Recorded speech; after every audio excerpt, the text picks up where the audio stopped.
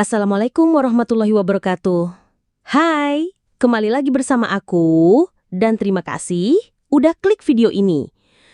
Oke, untuk mengisi kekosongan kita hari ini, enaknya kita cerita yang lebih ringan-ringan aja nggak sih? Jangan kajian keagamaan mulu, biar nggak dikatain, sok suci deh ah. Jujur, aku tuh suka agak-agak kepikiran gitu loh, kalau ada yang bilang ustazah atau sok suci gara-gara konten yang aku share itu kajian keagamaan. Padahal sebenarnya aku tuh cuma pengen share ulang aja tentang hal-hal yang pernah aku pelajari sebelumnya dari para ulama. Ya daripada ngegibahin tetangga misalnya, mending cerita aja gitu. Hitung-hitung ngelatih ngomong depan kamera juga. Nah, makanya di video kali ini aku pengen banget ceritain satu film yang menurut aku keren banget sih. Film ini bisa ngubah cara pandang kita tentang arti sukses yang sebenarnya. Emang sukses itu kayak gimana sih? Langsung aja tanpa kelamaan lagi intronya, yuk kita mulai aja ceritanya. Guys, kalian pernah nggak sih ngerasa kalau kesuksesan itu dilihat cuma dari seberapa berhasil dia punya banyak uang, punya banyak mobil, punya banyak perusahaan, atau lebih kecilnya, kamu bisa keterima kerja di perusahaan ternama misalnya. Itu udah dianggap sukses bagi sebagian orang. Awalnya, aku kira tradisi kayak begini cuma ada di negara kita aja. Ternyata enggak juga ya, seperti yang digambarkan dalam cerita ini. Film Upstream 2024. Gao Zechilei Zhengsu, dia adalah seorang kepala rumah tangga yang bekerja sebagai programmer di sebuah perusahaan IT. Posisinya sebagai kepala divisi, tentunya kalau urusan gaji udah pasti cukup bisa menjamin kehidupan sehari-hari lah ya. Bisa dibilang, Gao ini hidup di keluarga yang berkecukupan. Dia tinggal di sebuah rumah besar bersama anak dan istrinya, dan juga bersama kedua orang tuanya. Sebenarnya Gao berencana pisah rumah dengan orang tuanya dan memilih hidup lebih sederhana bersama anak dan istrinya. Tapi karena ayahnya Gao nggak mau terpisah, akhirnya mereka hidup bersama. Gak cuma itu guys, selain hidup di keluarga yang berkecukupan, punya karir bagus juga di perusahaan, Gao punya istri yang sangat cantik dan berbakat. Dia adalah Xiaoni. Gao memiliki satu putri cantik juga yang bernama Jia. Seperti layaknya kepala keluarga, Gao pagi-pagi banget udah berangkat kerja. Tahulah, hidup di ibu kota yang sangat padat merayap, apalagi Beijing. Kayaknya semua sibuk mengejar waktu. Tuh lihat aja suasananya. Bagi kaum pecinta kesunyian kayak aku misalnya, bakalan spot jantung terus sih ya tiap hari. Gao merupakan laki-laki pekerja keras. Dia bekerja mati-matian, kerap lembur, hingga sampai akhirnya terserang diabetes. Yah, tapi namanya kerja di orang, setinggi apapun jabatannya, Atau seberapa banyak dia udah memberikan yang terbaik buat perusahaan, namanya jadi pekerja yang bukan di perusahaan milik sendiri, tetap aja nggak jamin. Kalau posisinya sebagai kepala divisi pun tidak bisa menjamin karirnya aman. Saat di jam istirahat, Gao diminta untuk menemui para petinggi perusahaan. Saat itu juga, Gao dipecat secara sepihak. Gao dipecat oleh perusahaannya tanpa alasan yang jelas. Masa gara-gara dia udah nggak muda lagi, dia langsung dipecat gitu aja? Padahal udah jelas, Gao beneran rela sampai lembur tanpa dibayar oleh perusahaan loh. Ya jelas lah, Gao pun merasa kesal dan sangat marah kepada mereka. Dan dibantingnya kursi ke arah kaca, sampai kaca kantor itu pecah. Pokoknya, Gao menjadi sangat-sangat sensitif. Semua orang kena amarahnya. Sampai-sampai, kurir yang mengantarkan kopi pesanannya di sela jam istirahat, dia maki pula karena terlambat mengantarkan pesanannya.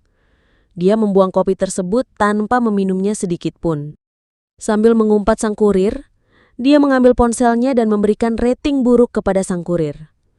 Kurir itu hanya bisa tersenyum pahit. Ya, coba bayangin aja, kamu kerja selama 11 tahun di perusahaan itu, dan kamu beneran mendedikasikan dirimu sepenuhnya pada pekerjaan tersebut. Sampai rela lembur. Ujuk-ujuk dipecat, cuma karena mau ganti pekerja yang jauh lebih muda. Ya pasti kesel banget lah, sadis sih emang. Tapi ya gitulah kenyataannya dunia kerja ya guys. Pikiran Gao pun seketika runtuh. Dia seperti kehilangan arah. Entah apa yang harus dia lakukan setelah kejadian ini. Pesangon yang diterima cuma sedikit. Padahal Gao punya banyak tanggungan. Cicilan hipotek, biaya perawatan orang tua, hingga biaya sekolah internasional.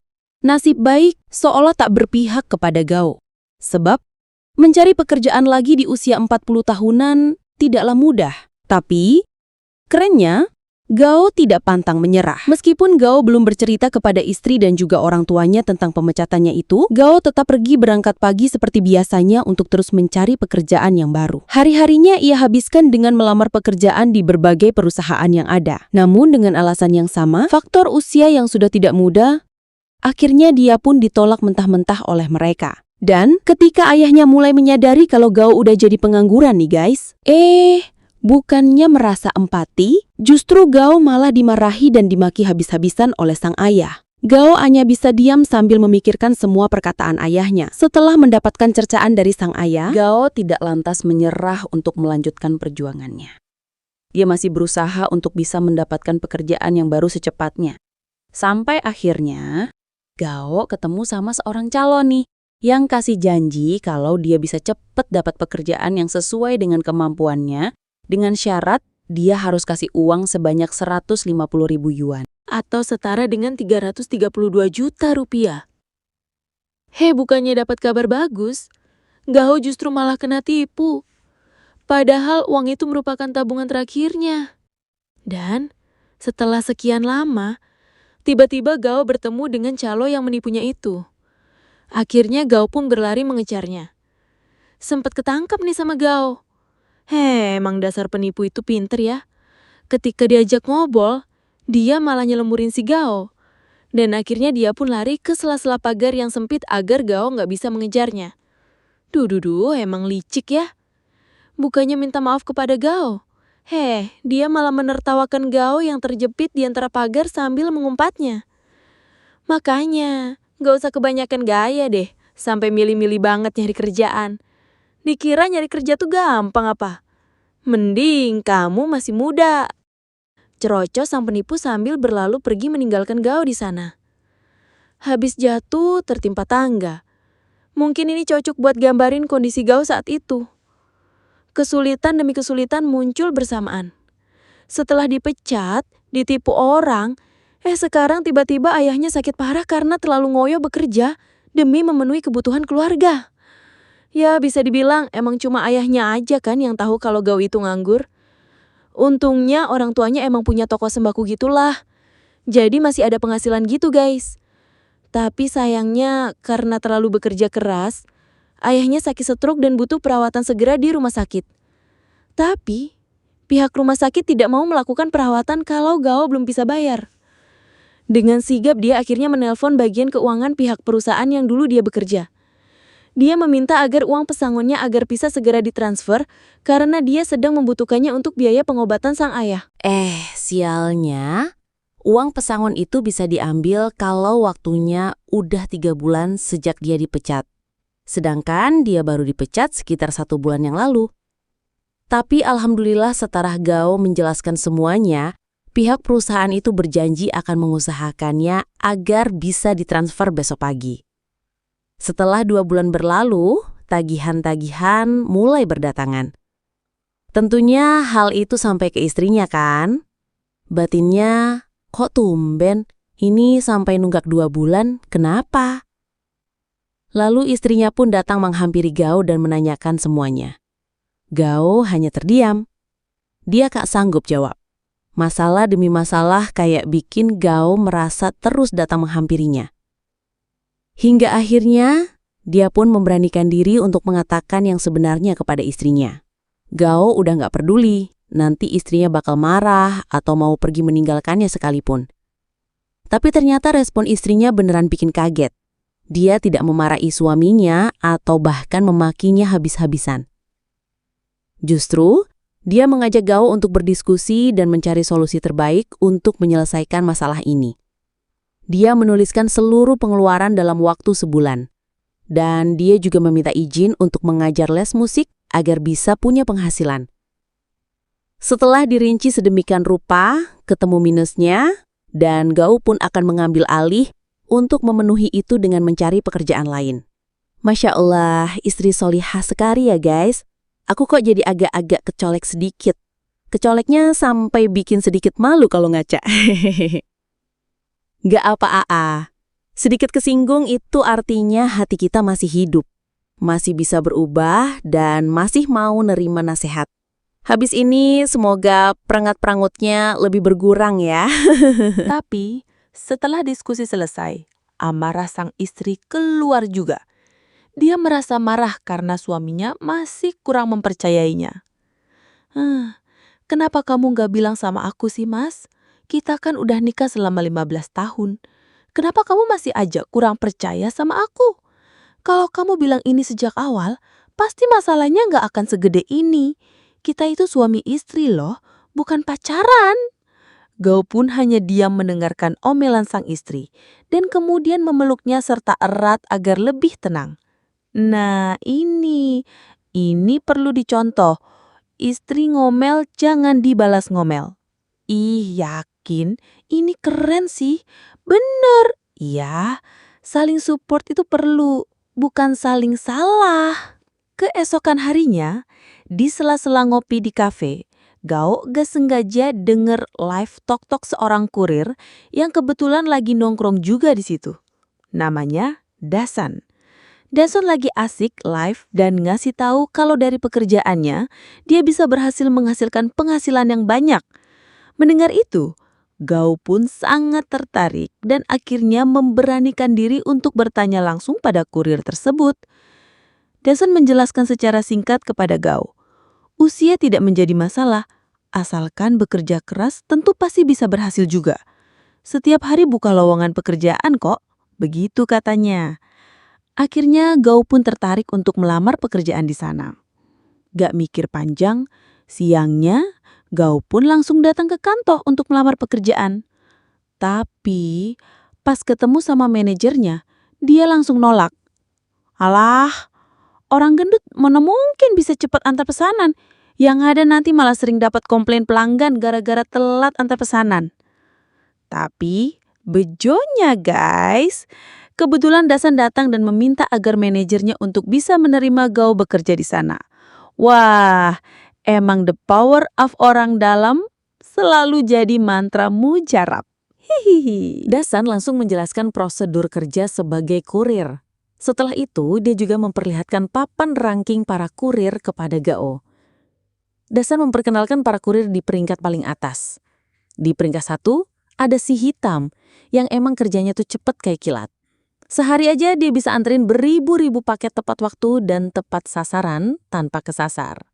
Dia sering dikira punya buku hitam alias buku rahasia yang bikin dia jadi secepat itu.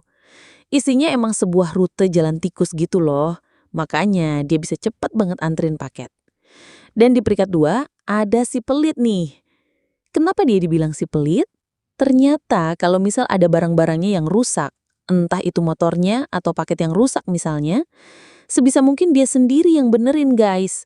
Pokoknya nggak mau sampai keluar uang sepeser pun buat bayar tukang. Nah, pas Gao ketemu si pelit, Gao baru sadar kalau si pelit itu ternyata kurir yang pernah dia maki-maki Tempo dulu gara-gara dia telat bawa kopi pesanannya di hari pemecatannya itu. Pas si pelit lihat Gao, dia hanya tersenyum sinis dan lalu meludahinya. Oh, dunia ini emang sempit ya. Singkat cerita, Dasan udah kayak jadi bestinya Daolah. Setelah anterin semua perlengkapan jadi kurir, dampingin test drive, akhirnya Dasan juga ngajarin deh tuh login ke aplikasi drive-nya. Dia juga jelasin cara kerjanya gimana, rutanya kemana aja, dan bagaimana konsekuensinya kalau dia sampai telat anterin pesanan atau bahkan dapat rating buruk dari pelanggan. Bisa-bisa dia dapat potongan komisi gara-gara itu. Ya, namanya juga awal-awal kerja. Pasti kaget, terus bingung juga. Apalagi pekerjaannya beneran di bidang baru. Di awal-awal dia dapat orderan, banyak banget yang terlambat sampai dan akhirnya membuat Gao dapat rating buruk dari pelanggan. Karena merasa tersinggung dengan rating buruk dari pelanggan, tak jarang Gao pun malah tersulut emosi. Keesokan paginya manajer mengumumkan kepada semua kurir kalau di aplikasinya sekarang ada fitur terbaru. Jadi di fitur itu, setiap sejam sekali para kurir diwajibin buat absen virtual lewat aplikasi. Pokoknya, setiap kurir harus bisa absen kasih wajah senyuman tulus walau sebenarnya palsu. Ini demi kepuasan customer. Makanya wajib senyum tuh para kurir. Kalau nggak tulus, maka akan gagal kedeteksi. Dan akan kena denda sebanyak 2.500 yuan. Baru aja mulai dapat orderan, Gao udah kena masalah aja. Akhirnya dia pun curhat ke sesama kurir. Aku kok nyelesain 3 orderan aja kayaknya ngerasa berat banget. Tapi rekan-rekannya terus menyemangati Gao. Aduh, nggak kebayang sih emang. Gimana riwahnya para kurir, udah ambil pesanan di toko, langsung antar, nyari alamat pembeli. Kalau telat pembeli langsung semena-mena kasih rating buruk aja. Tapi ya gimana lagi? Kepentingan pelanggan emang paling utama kan? Meskipun kasarnya, mau hatinya sakit, tetap harus bisa melayani dengan baik dan memenuhi kebutuhan konsumen dengan baik. Ya, kalau tidak bisa tersenyum dan berjuang untuk diri sendiri, setidaknya memang alasan perjuangan ini adalah dengan mengingat keluarga yang kita sayangi. Mengsedih. Saking sibuknya mengantar paket, Gao sampai gak sadar kalau dia belum makan saat istirahat. Dia kan emang punya penyakit diabetes, jadi kalau sebelum makan, dia harus suntik insulin dulu. Nah, pas lagi istirahat di tengah perjalanannya nganterin paket, dia kan suntik insulin tuh. Belum sempat dia makan, udah keburu ada orderan. Akhirnya dia langsung bergegas pergi mengambil dan mengantar pesanan. Tapi, tiba-tiba, brek, dia pun terjatuh, pingsan dia guys. Untungnya ada banyak orang yang menolongnya. Sampai akhirnya, dia dikasih minum dan sadar kembali. Tapi waktu itu dia harus absen virtual. Dia harus bisa memperlihatkan wajah tersenyum kan, buat bisa berhasil absen. Lantaran masih merasakan sakit, akhirnya dia gagal absen guys. Senyumnya tampak jelas palsu kan? Waktu gajian datang nih guys. Tapi, bukannya merasa senang, Gao justru merasa kecewa dan bingung nih. Kok bisa-bisanya dia dapat gaji cuma sedikit? Ternyata, alasannya karena selama ini dia sering dapat rating buruk dari konsumen. Dan, karena itulah manajernya juga mengancamnya. Kalau Gao terus-terusan dapat rating buruk, tentu hal itu akan memberikan citra buruk bagi perusahaan. Manajernya pun mengancam akan memecatnya kalau begitu. Karena cicilan rumah udah nunggak cukup lama, akhirnya Gao pun diusir dan pindah rumah. Gao dan keluarga pindah ke tempat tinggal yang lebih kecil dan sederhana. Meskipun begitu, justru kehidupan Gao justru malah lebih tenang di sana. Ayahnya merasa bersalah dan hanya bisa membebani putranya. Hingga akhirnya ayahnya merasa putus asa. Tapi Gao pun mengajak ayahnya berbicara dan menguatkannya. Dia berkata pada ayahnya, "Aku hanya butuh dukungan kalian semuanya. Percayalah padaku, kalau aku mampu membuat kalian bangga dan bahagia." Mendengar itu, semangat hidup ayahnya mulai kembali lagi. Semalaman Gao benar-benar gelisah dan tidak bisa tidur. Istrinya datang menghampirinya dan menguatkannya. Dan siang harinya, Gao memberanikan diri untuk menemui rekan-rekan kurirnya. Intinya mau belajar lebih kepada mereka, terutama si Hitam. Gimana nih biar aku juga bisa jadi kurir yang bagus? Pokoknya dia menanyakan dan mempelajari rute jalan yang benar ke operator. Dia juga menanyakan penghasilan ke manajer dan meminta saran ke semua kurir lainnya. Sampai akhirnya perlahan-lahan dia udah mulai enjoy sama kerjaannya. Udah makin paham rute jalan dan gak pernah telat lagi antar pesanan. Dan di tengah perjalanan anterin pesanan, Gao ketemu lagi sama yang dulu nipu dia di kapal. Gao langsung lari mengejarnya dan dia berhasil mengambil uangnya kembali guys. Wah mantap ya. Dan ini awal titik terang di kehidupan Gao. Kita tahu kan kalau Gao ini mantan pekerja IT yang handal. Akhirnya, berbekal informasi dan ilmu yang dia pelajari selama menjadi kurir, dia pun membuat sebuah aplikasi yang bisa membantu para kurir untuk lebih memudahkan pekerjaan para kurir dalam menjalankan tugasnya. Aplikasi ini berisi rute-rute jalan tercepat yang bisa dilewati oleh para kurir. Ditambah lagi aplikasi ini makin komplit dengan informasi dari buku hitamnya si hitam itu, guys.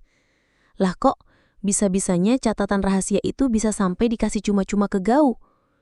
Jadi ceritanya, karena si hitam ini menjadi kurir yang selalu di peringkat paling atas, ada sebagian dari kurir yang merasa curiga kalau si hitam ini melakukan kecurangan. Singkat cerita, terjadilah cekcok dan perkelahian. Sampai-sampai si hitam habis kena pukul dan akhirnya memutuskan untuk resign dari pekerjaannya. Dan akhirnya, buku itu si hitam serahkan kepada Gao. Dan kalian tahu kenapa alasannya si hitam begitu ambisius jadi yang pertama terus? Ya jelas, karena bonusnya besar. Tapi ternyata ada alasan hebat di balik semua itu, guys. Si hitam itu pengen jadi yang pertama karena biar bisa dapat uang bonus yang banyak emang. Tapi uang itu bukan untuk dirinya. Akan tetapi, untuk bisa membantu sahabatnya yang kecelakaan dan mengalami cacat. Jadi guys, sahabatnya itu ternyata setelah mengalami kecelakaan punya banyak hutang lah. Nah, si hitam itu pengen banget bantu lunasin hutang-hutang sahabatnya. Mendengar itu, Gao pun merasa sangat terkesan. Dia merasakan kebahagiaan yang sangat ketika dia bisa bersama-sama dan berkumpul dengan teman-temannya itu. Dan satu lagi, ketika sedang sibuk mengantarkan paket, gak sengaja Gao ketemu sama si pelit yang sama-sama sedang mengantarkan pesanan juga. Tiba-tiba, brak! Mobil menabrak si pelit sampai motornya ringkes dan si pelit terluka cukup parah.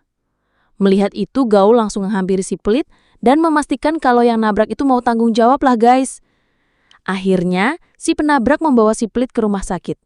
Setelah Gao selesai mengantarkan pesanan, dia pun memutuskan untuk menjenguk si pelit di rumah sakit. Dia ingin memastikan kondisinya seperti apa. Tapi, sesampainya di lorong rumah sakit, Gao beneran kaget melihat si pelit berdiri di sana tanpa adanya tindakan medis. Gao pun menghampirinya. Kenapa kamu berada di sini? Apakah orang yang menabrakmu lari begitu saja? Tidak, dia tidak pergi. Dia telah bertanggung jawab. Aku yang menolaknya untuk pergi ke rumah sakit dan hanya meminta uang pertanggungjawaban saja. Gao hanya terheran mendengar itu semua. Akhirnya, si pelit mengajak Gao pergi ke rumahnya. Di sana, tempat sekali rumah yang sangat-sangat sempit.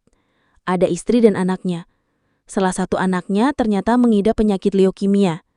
Dan dia butuh pengobatan rutin setiap bulannya. Ternyata, ini guys, alasannya kenapa si pelit selalu pelit sama dirinya sendiri. Sampai di ujung kisah ini, tiba saatnya waktu penentuan siapa yang kelak akan menjadi kurir terbaik tahun ini. Malam tahun baru adalah momentum di mana pesanan itu membludak. Semua kurir berjuang untuk bisa di posisi teratas. Ada 3 kandidat yang masuk kategori teratas. Si pelit, Dasan, Gao. Si pelit gagal, ikut kompetisi karena tiba-tiba anaknya harus masuk rumah sakit. Tinggal Dasan dan Gao. Di orderan yang terakhir, Dasan juga gagal. Waktu itu alamat pembeli ada di lantai 17. Sedangkan lift waktu itu nggak bisa dipakai. Terpaksa dia harus turun lagi. Aduh, gagal, emang bukan rezeki. Gao tinggal satu-satunya kurir yang ada di peringkat atas. Dia yakin kalau dia menang. Sambil tersenyum dan membayangkan keluarganya, di tengah jalan, tiba-tiba dia dihantam sebuah bus saat menuju lokasi pembeli. Dia pingsan, kepalanya berdarah cukup banyak. Tapi tak lama kemudian, dia bangkit dan langsung pergi mengantarkan pesanan konsumen ke sebuah klub dengan kondisi yang penuh luka di tubuhnya. Sesampainya di sana, Gao tidak langsung bertemu dengan konsumen itu. Ya bayangin aja, di tengah kerumunan orang yang lagi nunggu momen pergantian tahun, udah gitu, gelap lagi.